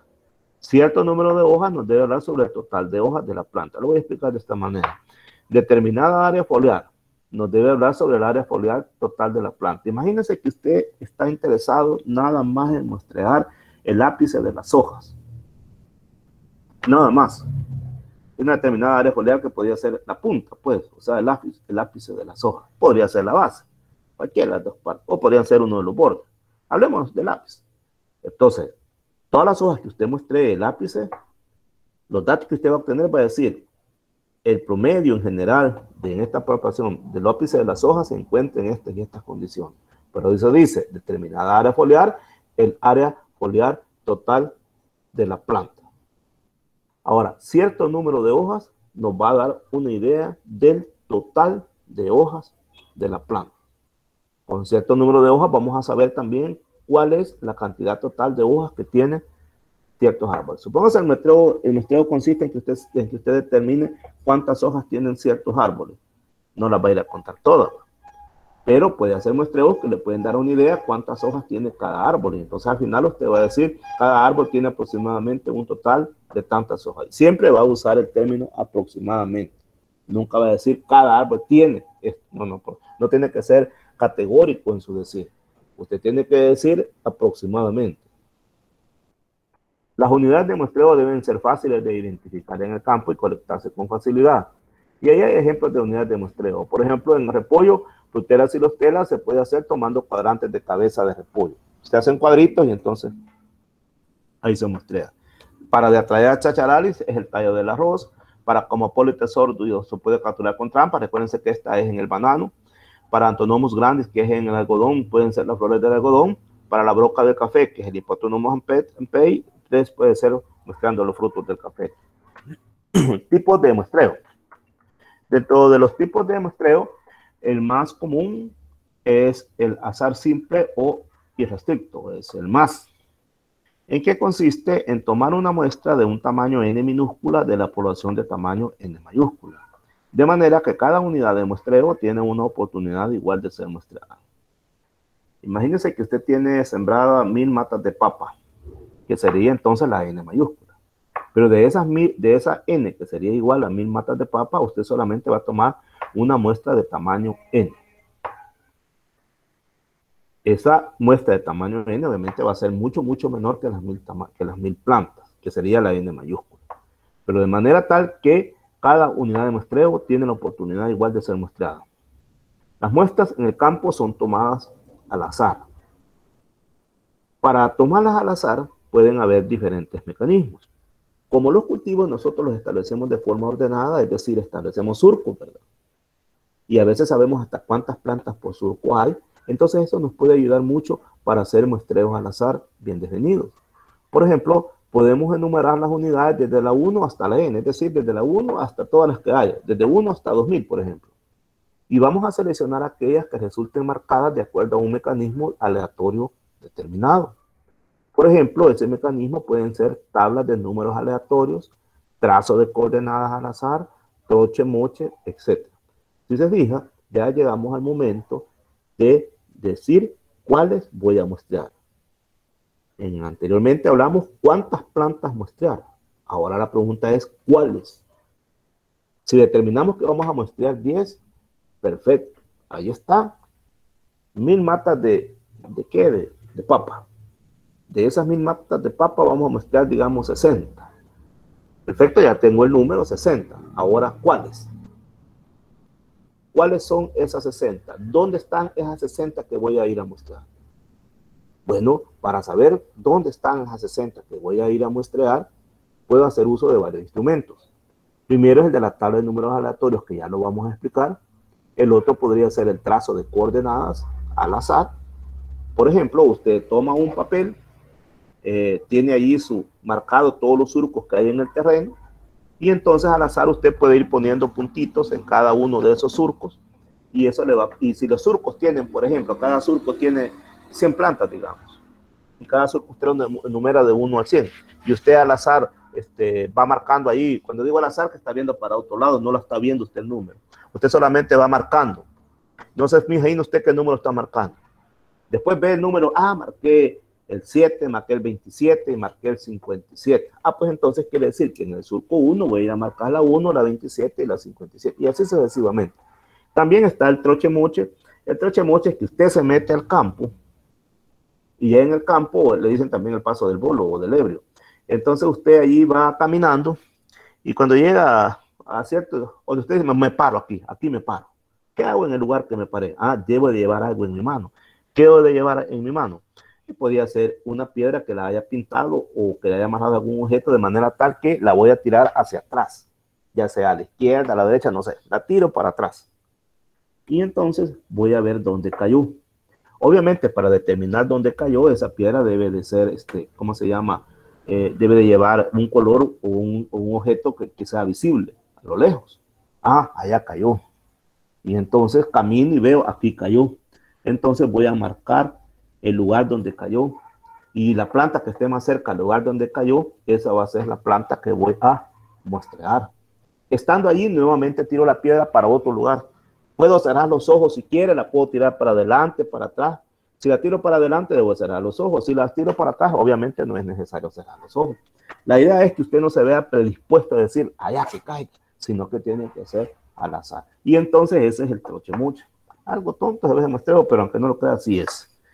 Eso va al azar. Entonces al final usted, como van a hacer, imagínense, le dicen 60 y andar en ese, vueltas 60 veces, andar en eso. No, unas 10 vale, va.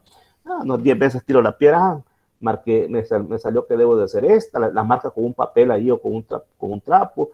Va, hoy sí ya las tengo marcadas, voy a empezar a muestrear. Estas son las que voy a escoger.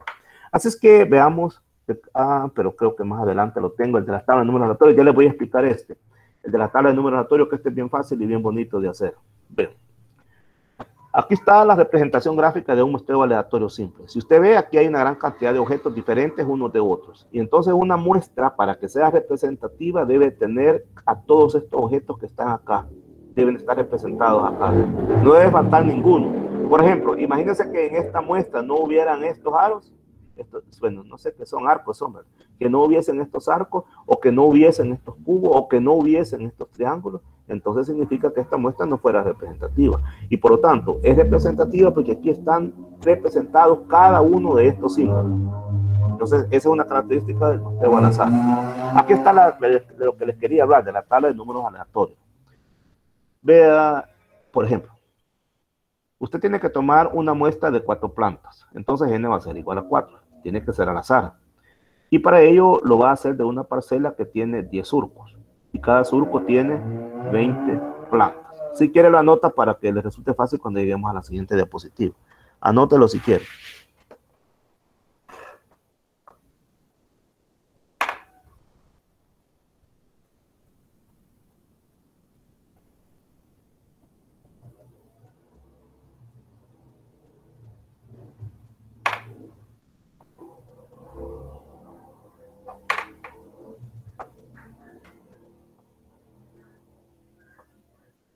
Bien, entonces tiene una muestra de 4 plantas. Ustedes le dijeron, mira, Ya hicimos la fórmula, la fórmula nos dice que vas a ir a tomar 4 plantas.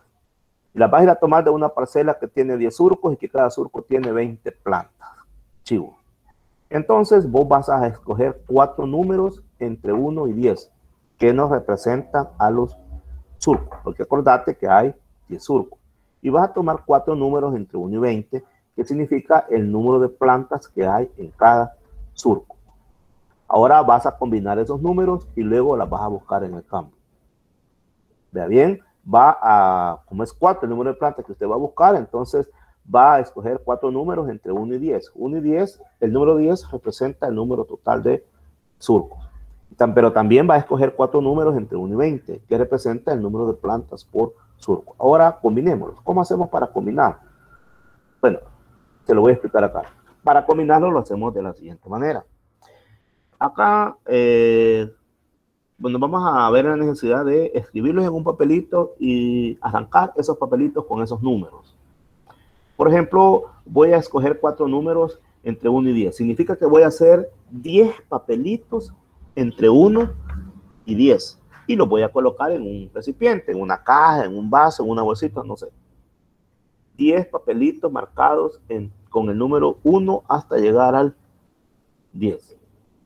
Pero también voy a hacer 20 papelitos marcados desde el 1 al 20. Selladitos los papelitos para que no se miren. Los voy a colocar en una cajita, en una bolsita, en un vaso, no sé. Ahí los voy a meter. Bien, ahora viene el juego. Meto la mano en el vasito, en la bolsita donde tenga los papelitos y saco un número. Suponete que me salió el número 7.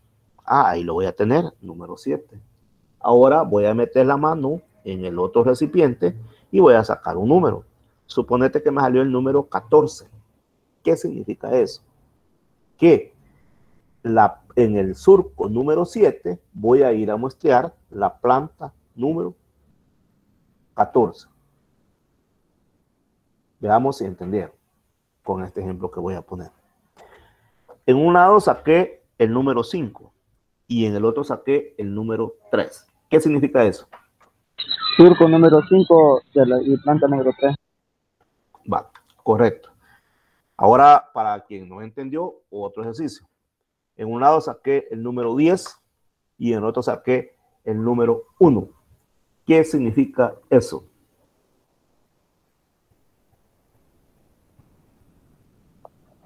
Surco número 10, planta 1. Exactamente. En el surco número 10 voy a ir a muestrear la planta 1. Ahora hablemos de otro tipo de muestreo. El muestreo aleatorio estratificado, conocido como MAE. Este divide la población en grupos excluyentes de elementos llamados estratos. Luego se selecciona una muestra aleatoria en cada estrato, es decir, la población de n unidades mayúsculas la subdividimos en n1, n2, etc. Y estas poblaciones las vamos a llamar estratos. Entonces a cada estrato le vamos a hacer después el muestreo más, o sea, el muestreo al azar. Aquí lo que nos está diciendo es que el lugar en que vamos a muestrear es tan complejo o tan grande que lo vamos a dividir en estratos. Y después a cada estrato le vamos a aplicar el muestreo al azar. Por ejemplo, vean ustedes acá. Este se ha dividido en estratos. Tiene 1, 2, 3, 4 estratos. Y entonces de cada estrato se ha sacado una muestra al azar. Esta es la representación gráfica del muestreo aleatorio estratificado. ¿Por qué estratificamos? Probablemente por los accidentes del terreno. Probablemente en el terreno hay lugares donde está plano, hay lugares donde está barrancoso, hay lugares que están cerca de un río. Entonces vamos a hacer un estrato para cada terreno, para cada área del terreno. Puede ser también por factores geográficos. Hay lugares donde es un tipo de suelo, en otro tipo de suelo. Puede ser por variables de humedad. Hay lugares que probablemente esté siendo irrigado y hay lugares que no están siendo irrigados. También puede ser porque hay policultivos. En un lugar está sembrado tomate, en otro está tomado chile, en otro maíz, etc. Entonces, esas son razones para estratificar.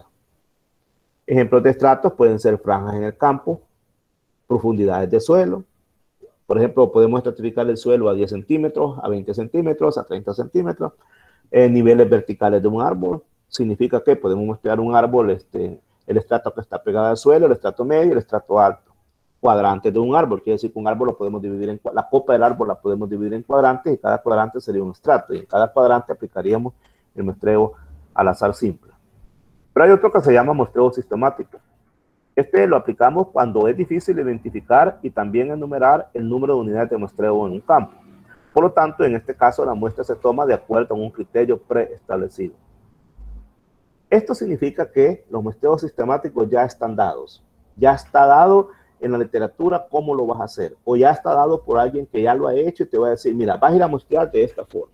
Cuando a usted le dicen, mira, vas a ir a muestrear de esta manera, vas a hacer esto, entonces significa que ese es un muestreo sistemático. Alguien ya lo puso a prueba y le está diciendo, lo vas a hacer de esta manera, entonces es sistemático. En este caso, entonces, las unidades de muestreo se distribuyen a intervalos regulares de acuerdo a un criterio y generalmente a partir de un punto elegido al azar. Aquí, por ejemplo, si usted se fija, en este caso se muestrea 1, 2, 3, 4, 5, 6. 1, 2, 3, 4, 5, 6. Si usted ve cada 6 plantas, digamos que son plantas estas. Cada 6 plantas usted debe tomar una muestra. Cuenta 6 plantas y toma una muestra. Cuenta 6 plantas y toma una muestra. Alguien le dice, mira, vas a ir a muestrear cada 6 plantas, vas a ir tomando una muestra. Ese es un ejemplo de muestreo sistemático. Ya le están diciendo a usted cómo lo va a ir a hacer. Ejemplos de muestreo sistemático, por ejemplo, muestrear cada 20 plantas a partir de la planta 15 en un surco. Por ejemplo, en un surco marcamos la planta 15 y a partir de ese vas a estar muestreando cada 20 plantas. Ejemplo 2, se tiene un experimento para determinar el efecto de tratamiento sobre la incidencia de plagas en maíz. Se tienen definidas parcelas útiles de gran tamaño, por lo que se hace difícil muestrear todas las plantas. Por lo tanto, se selecciona un surco de cada 2. Dentro de cada surco se selecciona una planta, dejando 2 sin muestrear. Si vos ves, aquí ya le están diciendo a usted cómo debe de muestrear. Entonces, ese es un muestreo sistemático. Pero hay muestreos que te conocen también por grupos o por conglomerados llamados clústeres. En este caso, se aplica cuando todos los individuos que forman parte de la población se encuentran naturalmente agrupados, ya sea por características del hábitat o por pautas comportamentales, de comportamiento. En este caso, el muestreo lo vamos a realizar eligiendo varios de esos grupos al azar.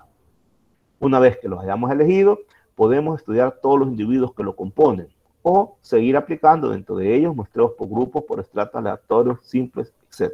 Entonces, esto pega, los muestreos por conglomerado o clúster, pega para aquellas poblaciones que se encuentran agrupadas. Este muestreo por clúster es bien aplicable en el caso de las chistocercas, por ejemplo, que se encuentran en grupo. Existe también el muestreo secuencial, que consiste en un muestreo que no es probabilístico. No es probabilístico. Esto es importante que lo tomen en cuenta. Entonces, acá el investigador escoge un sujeto o un grupo de sujetos en un determinado intervalo de tiempo, lleva a cabo su estudio, analiza los resultados, luego escoge otro grupo de sujetos si es necesario y así va sucesivamente. Entonces, como no es probabilístico quise decir, entonces el investigador selecciona muestras basadas en un juicio subjetivo en lugar de hacer la selección al azar. Entonces, cuando no se está tomando muestras con base al azar, entonces estamos hablando de muestreos secuenciales. Y los muestreos secuenciales son no probabilísticos. Y eso es muy importante hacerlo ver. Ejemplo de muestreo secuencial para Spodoptera frugiperda. Hay un experimento a nivel de campo, estuvo constituido por 4 parcelas. Las repeticiones con un tamaño de 20 surcos de ancho por 18 metros de largo cada una. Cada 3 o 4 días, entre octubre 14 y noviembre 14, se muestrearon las 4 parcelas para un total de 11 periodos. Y aquí le va diciendo más datos. En cada fecha o periodo se tomaron 20 plantas por parcela, siguiendo una diagonal, y en cada surco se muestreó una planta, la cual se constituyó en la unidad de muestreo. El número total de plantas observadas durante los 11 periodos fue de 880. En cada unidad de muestreo se contó el número de larvas pequeñas, primer y segundo instar, medianas, tercer y cuarto instar, y grandes, quinto instar. Para realizar este conteo, la planta se deshojó completamente de la base tecoide. También en cada parcela y periodo se evaluó el porcentaje de daño inicial de Spodoptera frugiperda.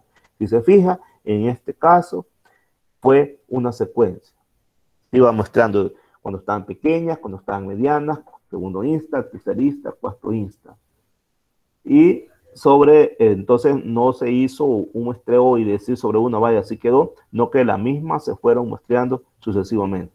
Por lo tanto, este es un ejemplo de muestreo secuencial. En cada unidad de muestreo se contó el número de larvas pequeñas, medianas y grandes.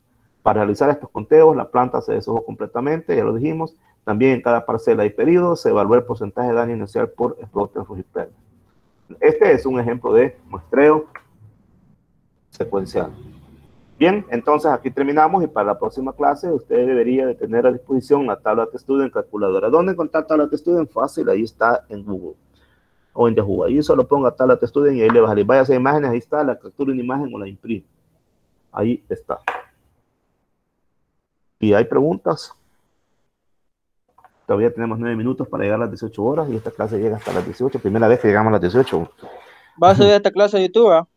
Mira, viejo, ahorita voy a descargarlas, pero lo más probable es que solo descargue, porque me olvidé descargar en la mañana, solo la de la mañana, porque están bien largas. Si acaso me descarguen toda la noche, porque pasan hasta 4 horas o más descargándose para YouTube. Si no las descargo ahora, las descargo para mañana. Lo que sí puedo hacer es subir estas presentaciones a Campus. Eso sí es más rápido. Las presentaciones a Campus sí las puedo subir más tarde, ahorita mismo. Va, sí, está bueno. Excelente. Bueno, más preguntas, comentarios. Bueno, entonces, si es así, Safari, señores, quiero decir, pueden irse, señores, a buen provecho, disfruten la noche, lo que falta de la noche, y Dios bendiga sus alimentos. Y con permiso, entonces. Va, Palik, buenas noches. Gracias, igualmente, estamos.